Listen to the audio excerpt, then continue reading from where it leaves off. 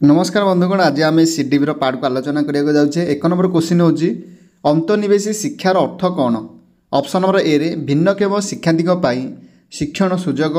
Option number B रे सबु वर्गर शिक्षार्थी मानक अधिकार सहित शिक्षण सुजोग। ऑप्शन नंबर सी रे शिक्षण रे आगुआ पिला को अधिक गुरुत्व ना ऑप्शन नंबर डी रे शिक्षण रे पछुआ पिला को अधिक गुरुत्व। ताहले यार सठिक उत्तर हो ऑप्शन नंबर बी सबु वर्गर शिक्षार्थी मानक अधिकार सह शिक्षण सुजोग। दुई नंबर क्वेश्चन होची अंतर्निवेशी शिक्षा कौन। ऑप्शन नंबर ए रे विभिन्न गोष्ठीर शिक्षार्थी मानक विभिन्न दल रे पृथक करी शिक्षा देवा। ऑप्शन नंबर बी रे समस्त औपचारिक शिक्षण व्यवस्था करिबा।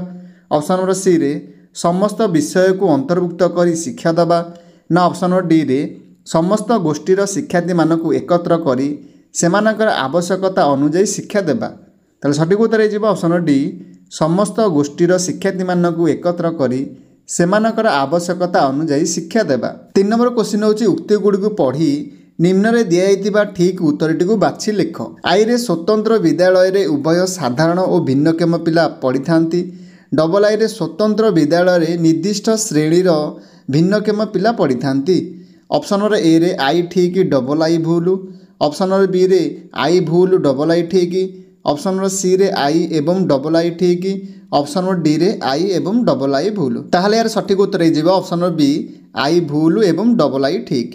चार नंबर क्वेश्चन होची निम्नलिखित केउं शिक्षा अवस्था रे शिक्षादान पद्धति मुख्यतः शिक्षार्थी केन्द्रिक होता है।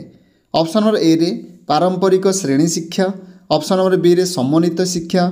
ऑप्शन नंबर सी रे अंतर्निवेशी शिक्षा ना ऑप्शन नंबर डी रे आनुष्ठानिक शिक्षा। ताहले सठिक उत्तर हो ऑप्शन नंबर सी अंतर्निवेशी शिक्षा। पांच नंबर क्वेश्चन होची आम देश में समन्वित शिक्षा कार्यक्रम केबे आरंभ होइथिला। ऑप्शन नंबर ए रे 1950 रे 1960। ऑप्शन नंबर बी रे 1961 रे 1970। ऑप्शन नंबर सी रे 1971 रे 1980। ऑप्शन नंबर डी रे 1981 रे 1990। तार सठिक उत्तर हो ऑप्शन नंबर ए 1950 रे 1960। 6 नंबर क्वेश्चन होची केउंटी स्वतंत्र शिक्षार विशेषत्व नुहे। ऑप्शन नंबर ए रे निर्दिष्ट भिन्नक्षम पिलांक निमंते स्वतंत्र विद्यालय। ऑप्शन नंबर बी रे निर्दिष्ट भिन्नक्षम पिलांक शिक्षादान निमंते स्वतंत्र प्रशिक्षक।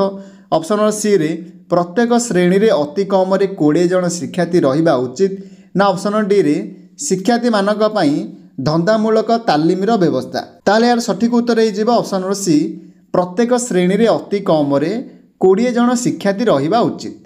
7 नंबर क्वेश्चन होची केउंटी अंतर्निवेशी विद्यालयर वैशिष्ट्य अटे। ऑप्शन नंबर ए रे भिन्नक्षम पिलांक पई अलग श्रेणी कोठरी व्यवस्था करिबा। ऑप्शन नंबर बी रे शिक्षार्थी मानक सामर्थ्य भित्ति रे पृथक करा जिबा।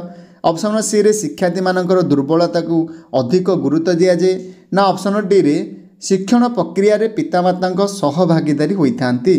ताले सठिक उत्तर हो ऑप्शन नंबर डी शिक्षण प्रक्रिया रे पितामाता सहभागीदारी होइथांती। 8 नंबर क्वेश्चन होची समन्वित शिक्षा संबंध में जातीय शिक्षा नीति 1986 रे कौन सुपारिश करा जाइथिला।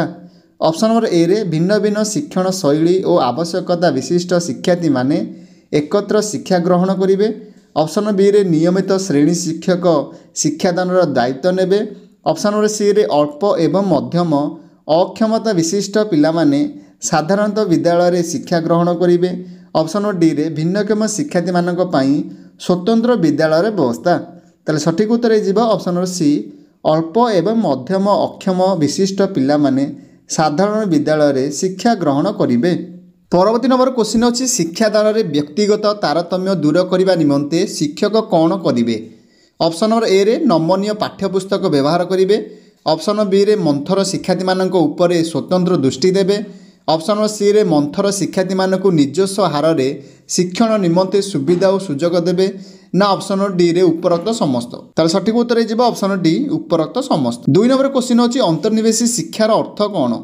ऑप्शन नंबर ए रे शिक्षण क्षेत्र में आगुआ पिला मानक अधिक गुरुत्व देवा। ऑप्शन नंबर बी रे धीर एवं पछुआ पिला मानक कम सहायता जोगाइबा।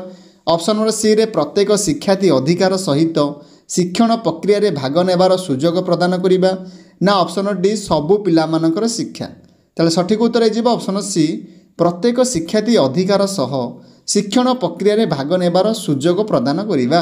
3 नंबर क्वेश्चन होची समाज रे विभिन्न वर्गर लोक मानक मध्य रे थिबा ପାର୍ଥକ୍ୟକୁ କମ୍ କରିବାରେ କାହାର ଭୂମିକା ଗୁରୁତ୍ୱପୂର୍ଣ୍ଣ ଅଟେ? ଅପସନ୍ ନମ୍ବର ଏ ରେ ଗଣମାଧ୍ୟମ, ଅପସନ୍ ନମ୍ବର ବି ରେ ଉତ୍ତମ ବୁଝାମଣା, ଅପସନ୍ ନମ୍ବର ସି ରେ ଶିକ୍ଷକ ନା ଅପସନ୍ ନମ୍ବର ଡି ରେ ଶିକ୍ଷା? ତାହେଲେ ସଠିକ୍ ଉତ୍ତର ହେଇଯିବ ଅପସନ୍ ନମ୍ବର ଡି ଶିକ୍ଷା। ପରବର୍ତ୍ତୀ ନମ୍ବର କ୍ୱେଶ୍ଚିନ୍ ହେଉଛି ଅଧାରୁ ପାଠ ତ୍ୟାଗ କରି ଚାଲିଯିବା କ୍ଷେତ୍ରରେ କେଉଁ ବର୍ଗର ପିଲାମାନଙ୍କ ହାର ଯଥେଷ୍ଟ ଅଧିକ ଅଟେ? ଅପସନ୍ ନମ୍ବର ଏ ରେ ସାଧାରଣ ବର୍ଗ, ଅପସନ୍ ନମ୍ବର ବି ରେ ଅନୁସୂଚିତ ଜାତି ଏବଂ ଜନଜାତି, ଅପସନ୍ ନମ୍ବର ସି ରେ ଝିଅ ପିଲା ନା ଅପସନ୍ ନମ୍ବର ଡି ରେ ପୁଅ ପିଲା? ତାହେଲେ ସଠିକ୍ ଉତ୍ତର ହେଇଯିବ ଅପସନ୍ ନମ୍ବର ବି ଅନୁସୂଚିତ ଜାତି ଏବଂ ଜନଜାତି।